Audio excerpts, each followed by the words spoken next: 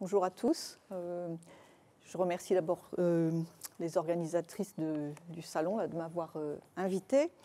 Et j'ai choisi de ne pas me risquer à aborder des thèmes très proches de ceux du salon, et notamment d'éviter tout ce qui était naturel, mou, mobile, périssable, pour me choisir des matières plus dures et donc de vous parler d'un thème plutôt autour de la mesure ou des instruments.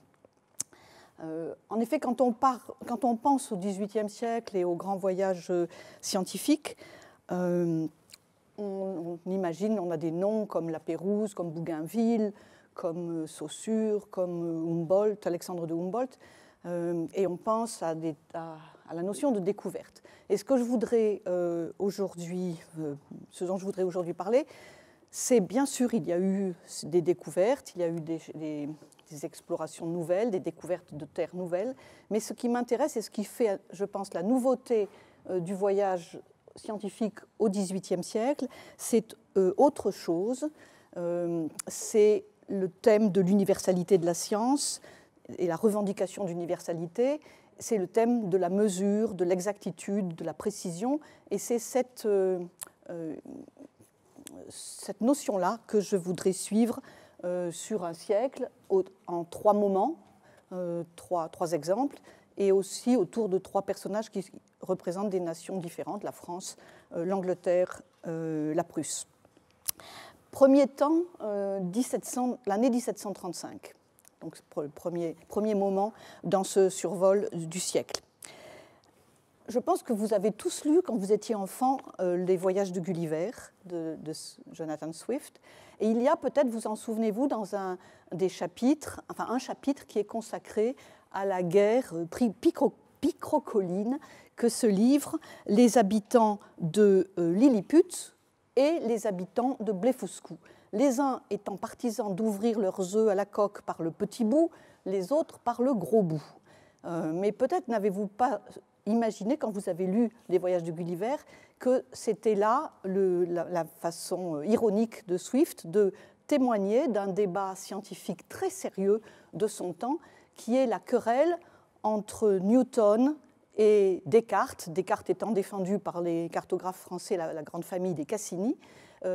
L'idée de Newton, qu'il a trouvée uniquement de façon théorique par le calcul, c'est que la Terre doit être aplatie un petit peu au pôle et un peu évasée au niveau de l'équateur, un peu élargie au niveau de l'équateur par les effets de la force centrifuge. Vous avez tous déjà remué de la salade et vous savez que ça se met sur les bords. Il en conclut que la Terre devrait être un peu renflée à l'équateur, un peu aplatie au pôle. Au contraire, Cassini, par d'autres calculs, arrive à l'idée inverse d'une Terre en forme un peu de date, si vous voulez, plutôt allongée, un peu plus étroite à l'équateur, plutôt allongée vers les pôles.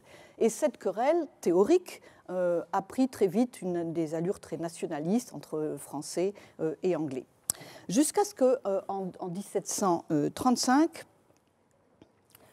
le jeune mathématicien français, Maupertuis, propose, qui lui est un newtonien, qui a pris parti pour les Anglais, qui a pris parti pour la théorie de Newton, il propose à Louis XV d'organiser, c'est une première en fait dans l'histoire des voyages, d'organiser une expédition scientifique dont les membres seraient des académiciens, des membres de l'Académie des sciences de Paris, et qui iraient sur le terrain pour essayer de décider de qui a tort ou qui a raison entre Newton et Descartes, en allant sur place mesurer la longueur du méridien, le degré de méridien, en prenant les deux mesures les plus extrêmes, le plus près possible de l'équateur, le plus près possible du pôle. Et donc deux expéditions partent, l'une dirigée par Maupertuis vers la Laponie, qui est alors suédoise, l'autre par un jeune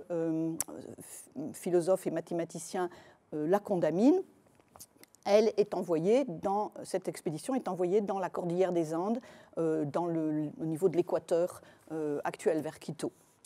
Et ces 2 expéditions en charge donc de mesurer sur le terrain, à la main, je dirais, la longueur d'un degré de méridien. Et selon les réponses, on prouvera ainsi que la Terre est un peu élargie à l'équateur, ou au contraire, les pôles sont plus pointus.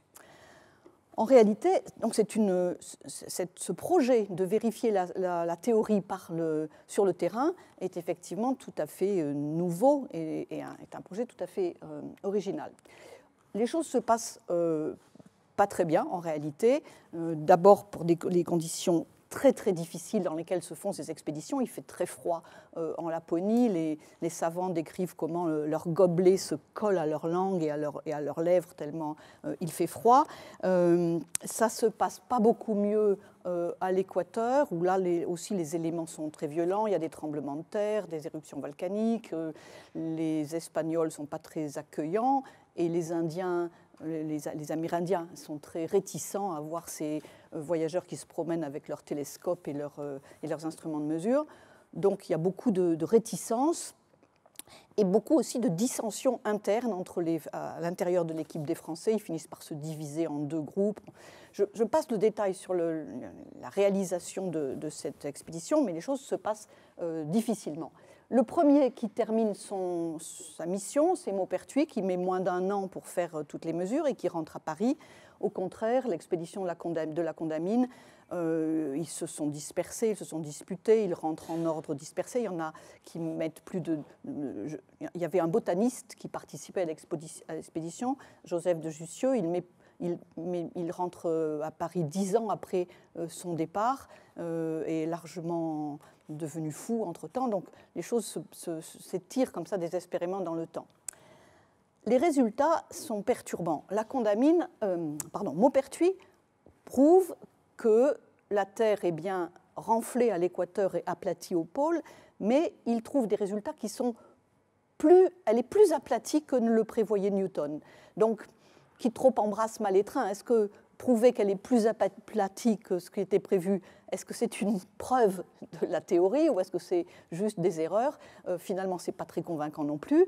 Et quant à la Condamine et son associé Bouguer, quand ils rentrent à Paris, finalement, ils sont assez découragés, ils ne publient même jamais leurs résultats. En fait, c'est une polémique qui s'éteint d'elle-même parce que les cartésiens finissent par être convaincus par la théorie. La théorie de Newton a fini par s'installer, s'imposer sans preuve, sans preuve empirique, je dirais, simplement parce qu'elle paraissait plus cohérente, parce qu'elle rendait bien compte de ce qu'on pouvait voir par ailleurs. Et donc la théorie s'impose, mais c'est seulement à notre époque, à l'époque des vols spatiaux, que l'on aura une véritable mesure de la Terre, c'est-à-dire qu'on pourra véritablement voir que la Terre est un peu renflée à l'équateur et un peu aplatie au pôle. Voilà pour le premier temps de cette leçon, cette conférence que je veux faire sur l'histoire de l'importance prise par la mesure. Et cette affirmation de la science comme universelle, comme valable pour tous. Au cours de cette expédition, la Condamine, par exemple, a l'idée que si on arrivait à déterminer exactement la taille de la Terre et la mesure d'un degré de méridien, on pourrait prendre ça comme étalon pour des mesures qui seraient valables pour tous. Donc c'est la première idée d'un étalon qui serait valable pour le monde entier, en fait. Et pour vous montrer l'importance de cette idée d'universalité, il y a une chose ça sera ma seule incursion dans la botanique. La même année, 1735, Carl Linné a publié son Systema Naturae, son système de la nature, dans lequel il propose un système de classification des plantes qui devrait être capable d'intégrer toutes les plantes, même celles qu'on ne connaît pas. Il est conscient que tous les systèmes de classification qui existent jusque-là ont fonctionné à partir des plantes qu'on avait découvertes, qu'on découvrait. On essayait de créer des catégories adaptées au fur et à mesure. Lui propose un système a priori, en fait, un système artificiel, très facile. Il prend l'idée de classer à partir des organes sexuels des plantes. À vrai dire, c'est même un sorte d'obsédé sexuel, Linné, il a ce fantasme du mariage des plantes, et il a donc choisi ce critère du pistil comme l'organe femelle, et il classe si une plante a un pistil et une étamine, l'organe mâle, 2 étamines, 3 étamines, 4 étamines, 5 étamines, etc., jusqu'à 20, et il fait ses classes comme ça, simplement à partir du nombre des étamines. Et quand les étamines, quand les organes sexuels de la plante ne sont pas visibles, il les appelle cryptogames, ceux qui se cachent pour se marier, pour s'accoupler. Voilà. C'est son idée de tout organiser autour de la sexualité des plantes. Mais l'idée, c'est là encore l'universalité, un système valable pour toute la végétation, même celle qu'on ne connaît pas. Donc ce premier tiers, ces années 1735, c'est le moment où l'Europe se pense elle-même et pense le monde à partir d'une science qu'elle veut universelle. Le deuxième temps, on saute une trentaine d'années, c'est autour des années 1770, cette fois avec un exemple anglais, le deuxième voyage de James Cook. Vous avez peut-être entendu parler déjà de l'idée de terre australe, de la recherche de la terre australe, qui est un leitmotiv dans l'histoire de l'Europe depuis l'Antiquité. Depuis les anciens parlaient déjà de la terre des antipodes, ce qui était de l'autre côté du monde. Et il y a cette idée récurrente dans l'histoire de l'Europe, dans l'histoire occidentale, de trouver cette terre australe, de trouver cette terre des antipodes. Par exemple, voici une map monde d'Abraham Ortelius de 1570 qui montre comment on se représente le monde à la fin du XVIe siècle. Et vous voyez cet énorme continent, cette énorme terre australe qui est intitulée terre australe jamais connue, jamais découverte, mais ça n'empêche pas de la dessiner, ça n'empêche pas qu'on est persuadé qu'elle existe et qu'on la représente. Et on la représente de façon idyllique. Si vous pouviez lire les inscriptions qui sont là, cet endroit est nommé terre des perroquets, donc on suppose que c'est un endroit tropical, un endroit chaud, peuplé avec des perroquets. Cette terre australe, finalement, les Occidentaux ont passé leur temps à chercher, et notamment au XVIIIe siècle, quand, après la grande vague de découverte du XVIe siècle, il y a eu une phase d'un peu de stagnation au XVIIe siècle. Au XVIIIe siècle, reprennent les grands voyages, et l'idée de découvrir, de trouver cette terre australe motive toutes les expéditions qui sont organisées à partir de la seconde moitié du XVIIIe siècle. Un des premiers qui tente l'aventure, c'est un Français, Lausier Bouvet, qui essaye de faire cap vers le sud, qui descend le plus loin possible en latitude. Il descend jusqu'au 55e degré de latitude sud, donc déjà à des très hautes latitudes. Il trouve une pointe rocheuse auquel il ne peut pas d'ailleurs accoster, la mer est trop mauvaise, il y a déjà trop de glace, mais il la nomme, il voit juste un petit bout rocher, il la nomme Cap de la circoncision. Cap de la circoncision, c'est parce que c'est la date de calendrier, le jour de sa découverte, le 31 décembre 1739, je crois. Mais le mot intéressant ici, c'est cap, c'est-à-dire il suppose que ce n'est pas une île, mais le cap, c'est-à-dire la pointe de ce continent, l'extrême pointe nord de ce continent à la recherche duquel on est. Et de même, toutes les expéditions qui suivent sont à la recherche de cette terre australe, y compris Bougainville.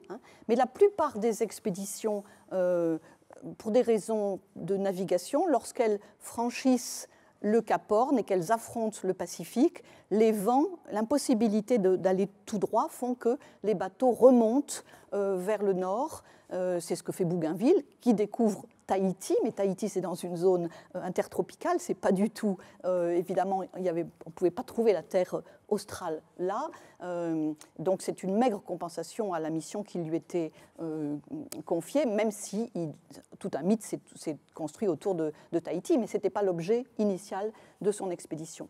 Celui qui fait la différence dans cette recherche de la Terre australe, c'est James Cook, le voyageur anglais, dans la deuxième tentative qu'il fait en 1772. Et c'est d'abord une véritable intelligence et une prouesse nautique. Une fois qu'il a franchi le cap de Bonne-Espérance, au lieu de partir vers l'ouest, il part vers l'est et il décide de descendre le plus bas possible et de naviguer en zigzag vers l'est, en direction du Cap Horn, pour traverser tout le Pacifique en zigzagant le plus bas, aux plus hautes latitudes possibles. Et il le fait. Il atteint la latitude de 71 degrés de latitude sud, donc vraiment très, très, très, très bas, et il est arrêté par une barrière de glace flottante, et il décide que, bien évidemment, il ne peut pas se prononcer pour savoir si le continent austral existe ou pas, mais, dit-il, s'il existe, il est sans intérêt pour nous parce qu'il est sous la glace. Et au fond, il considère que sa mission est accomplie à ce moment-là. Mais l'intérêt, c'est qu'il ne juge pas pour autant sa mission achevée. Il décide d'inverser son objectif, non plus de rechercher une terre, mais cette fois d'explorer le Pacifique, qui est resté au fond insuffisamment exploré. Et donc il fait une sorte d'inversion d'objectif, et il part à la recherche des îles qu'on n'a jamais découvertes, ou qu'on a découvertes et jamais retrouvées. En effet, il y a un problème crucial dans toutes les navigations anciennes, qui est lié au problème de savoir sa position en longitude. La position en latitude, c'est-à-dire la position par rapport au Soleil, ça, on sait le mesurer depuis l'Antiquité, et les mesures sont assez exactes. En revanche, la position en longitude, c'est-à-dire la position par rapport à la distance qu'on a parcourue depuis qu'on a quitté le port de Lorient ou Londres ou n'importe quel port, savoir où on est par rapport à l'endroit qu'on a quitté. Et ça pose des questions techniques beaucoup plus difficiles. Le problème n'est pas théorique, le problème est technique. Comment faire pour savoir l'heure qu'il est à l'endroit qu'on a quitté? On sait mesurer l'heure locale au Soleil, mais comment garder le temps? Comment avoir un instrument qui permette de savoir aujourd'hui il est midi là où je suis, mais quelle heure est-il à Paris? Et ce problème technique, il faut attendre la fin du XVIIIe siècle pour qu'il soit résolu avec l'invention des chronomètres de marine, c'est-à-dire des montres assez fiables et si on les remonte tous les jours, etc., pour garder le temps qu'il fait depuis le départ. Et ce problème de la longitude fait que les marins, depuis le XVIe siècle, qui ont navigué autour du monde, ont bien sûr découvert des îles, mais on ne les retrouve pas. Je vais vous donner deux exemples. Celui de l'espagnol Mandaña, en 1595, il part de la côte du Pérou et il espère retrouver un archipel qu'il avait découvert des années auparavant, qui était l'archipel des îles Salomon. Et il sait qu'elles sont à la latitude proche de l'équateur, entre le 8 et le 10e degré de latitude sud. Donc il va droit. Le problème, c'est de savoir à quelle distance il va les rencontrer. Et il rencontre un autre archipel à la même latitude.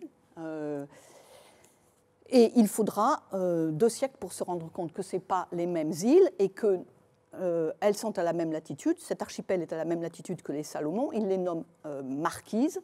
Mais entre les Marquises et les Salomon, il y a près de 6000 km de distance, c'est-à-dire de 60 degrés de longitude. Donc une énorme erreur. Et les cartes sont ainsi truffées de dessins d'îles, toutes au même niveau, en latitude à peu près, mais qui sont au fond la même île redécouverte avec des mesures différentes. Donc l'objectif que se donne Cook, maintenant qu'il est équipé, lui, de montres marines, c'est au fond d'effacer, de corriger, de rectifier et d'effacer beaucoup d'îles. Et c'est ce qu'il fait. au cours de son exploration. C'est ce que fait ensuite la Pérouse du côté français. Il y en a qu'il n'arrive pas à retrouver, par exemple ce cap découvert par le français Lausier-Bouvet, qui est en fait un tout petit îlot de à peine 40 km². Il ne le retrouve pas parce qu'en fait l'erreur de longitude fait qu'il est à plus de 250 km de là où il est annoncé, et il ne sera retrouvé qu'au XIXe siècle. Et c'est une possession norvégienne à l'heure actuelle. Donc voilà ce que fait Cook en explorant le Pacifique, et lorsqu'il franchit la Terre de Feu et lorsqu'il reprend la route de l'Atlantique, il dit « J'abandonne maintenant l'océan Pacifique et je me flatte de ce que personne ne puisse penser que je l'ai laissé inexploré. » C'est-à-dire il a rectifié la carte, il laisse donc, mais ce n'est pas des voyages de découverte au fond, c'est des voyages, on pourrait presque dire, d'anti-découverte. Et à la fin du siècle, si vous comparez, si on revient... comment est-ce qu'on fait pour revenir en arrière? Ah, comme ça. Oui.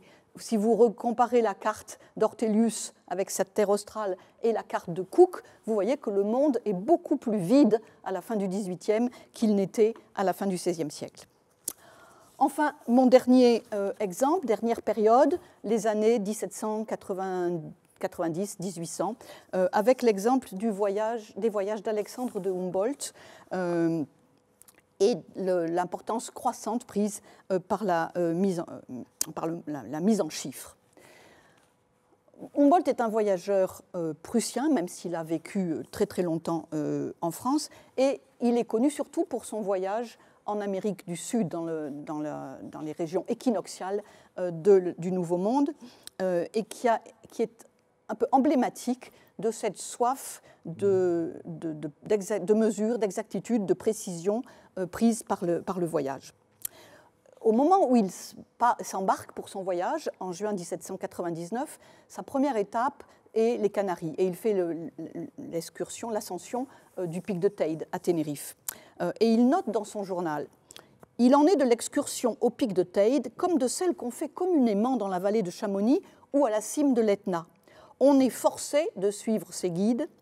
Partout, on ne voit que ce qui a été vu et décrit par d'autres. » C'est-à-dire, il fait le constat que, au fond, le monde est fini, que déjà l'aventure de l'exploration, de découverte de terres inconnues est non pas finie, mais en passe d'être finie, et que tout voyageur sera un jour amené à mettre ses pas dans ceux de ses prédécesseurs. On pourrait imaginer que ce constat d'être entré dans l'ère de la répétition, celle dans laquelle nous sommes, tous les voyages que nous faisons, nous ne faisons que marcher sur les pas des autres, ça pourrait être un constat triste ou désenchanté, mais chez Humboldt, il signe plutôt une définition nouvelle du voyage qui est la nouveauté du voyage, la nouveauté de l'itinéraire. Ce n'est pas ça qui est important. Ce qui est important, c'est la qualité des observations, la précision des mesures ou la rectification des mesures. Ce qui fait que lorsqu'il arrive en Amérique, il voyage dans les Andes, par exemple, il fait beaucoup d'ascensions des volcans des Andes, et il se préoccupe beaucoup moins de la nouveauté de ces ascensions que de marcher sur les traces de ses prédécesseurs. Ses prédécesseurs, c'était la Condamine, justement, 60 ans avant, parce qu'il leur reproche l'imprécision ou l'absence de mesures. Par exemple, je ne sais plus la date, en 1802, il fait l'ascension du volcan Pinchicha, près de Quito, que déjà la Condamine avait exploré avant lui, mais lui est équipé de ses baromètres, thermomètres et divers autres instruments, et il dit c'est ça l'important. Il faut bien voir, on parle souvent de la découverte de la haute montagne au XVIIIe siècle, avec des gens comme Saussure qui fait la première ascension du Mont Blanc en 1787, de Ramon de Carbonnières qui fait l'ascension du pic du Midi dans les Pyrénées, de Humboldt qui fait l'ascension du Chimborazo, qui fait plus de 6000 mètres en 1802. Mais pour ces hommes-là, l'ascension n'est pas l'exploit physique, qui n'a aucun intérêt en soi, mais l'exploit scientifique d'y porter des instruments pour procéder à des mesures et notamment analyser l'air. C'est le début d'une sorte de verticalité du voyage après les voyages en surface. Donc le programme ici, c'est celui d'observation, de mesures précis, qui fait qu'on a appelé Humboldt le deuxième colon, mais il se trouve qu'il s'appelait colon par sa mère qui était née française, mais c'était un jeu de l'histoire. Mais le deuxième colon, ça veut dire non pas qu'il a redécouvert l'Amérique, mais qu'il a apporté à cette image de l'Amérique la précision, l'exactitude qu'elle n'avait pas. C'est d'où ce nom qu'on lui a donné de deuxième colon. Et je vais vous en donner quelques exemples. Voici celui que j'avais choisi pour la fiche de la conférence aujourd'hui, sa carte des fausses positions données à Mexico, Acapulco, etc. C'est-à-dire, c'est une non-carte, si on veut, puisqu'il dessine le tracé de la côte américaine d'après ses propres mesures, d'ailleurs qui sont pas toujours exactes, ça inclut des erreurs on pourrait faire la carte dans la carte, mais surtout, son souci, c'est de montrer à quel point les erreurs, et surtout les erreurs de longitude, ont été dramatiques, puisque vous pouvez voir le Mexico qui se trouve comme ça à différents endroits, Mexico ici, Mexico ici, Mexico ici, c'est-à-dire la latitude est presque toujours exacte dans la même zone, mais en revanche, la ville se déplace à des centaines de kilomètres. Bon, quand on est à l'intérieur des terres, ce n'est pas gravissime, mais quand on situe une ville ici, ou quand on situe un port à l'intérieur des terres, ça peut avoir des conséquences catastrophiques au moment on essaie de rentrer en contact avec cette terre. Mon deuxième exemple, c'est celui de la géographie des plantes. C'est un schéma très connu de Humboldt, qui est un dessin qu'il a tracé à Guayaquil en 1803 et qui résume un peu toutes ses recherches, qui est d'une part botanique. Vous voyez inscrit sur les flancs du volcan, c'est supposé représenter le Chimborazo, les noms des espèces de plantes qu'ils ont trouvées, le botaniste Bonpland et lui, et surtout ce qui est dans les colonnes ici, ce sont toutes les mesures de température, pression, humidité, nature des sols, etc., qui conditionnent cette répartition des plantes en altitude. Donc, pas de science, même botanique, sans tout un arsenal de mesures essayant de justifier, de comprendre la répartition des plantes à la surface de la Terre. Donc, importance de la mesure. Et dernier exemple, toutes les mesures que fait Humboldt, elles ont bien sûr une signification locale. Par exemple, dans la géographie des plantes du Chimborazo, c'est pour expliquer la localisation, comprendre la localisation à cet endroit de la Terre. Mais en même temps, son projet est bien sûr un projet beaucoup plus global, qui est un projet à l'échelle de la Terre entière, qui est au fond que toutes les mesures qu'il prend ne prennent sens que si on peut les comparer à d'autres pour d'autres endroits.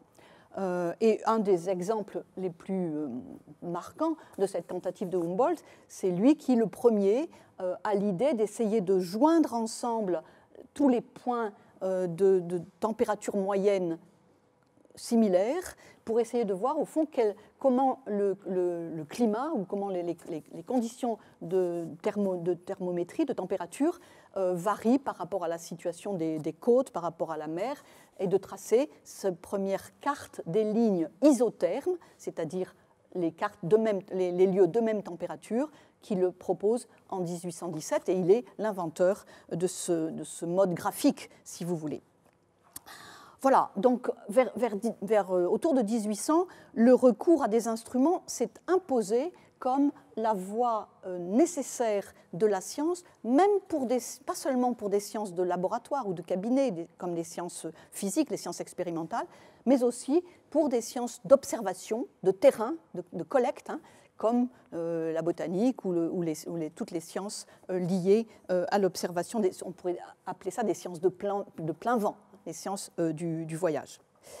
Et c'est donc un nouveau regard sur le monde qui se construit ainsi. Voilà, je vous remercie.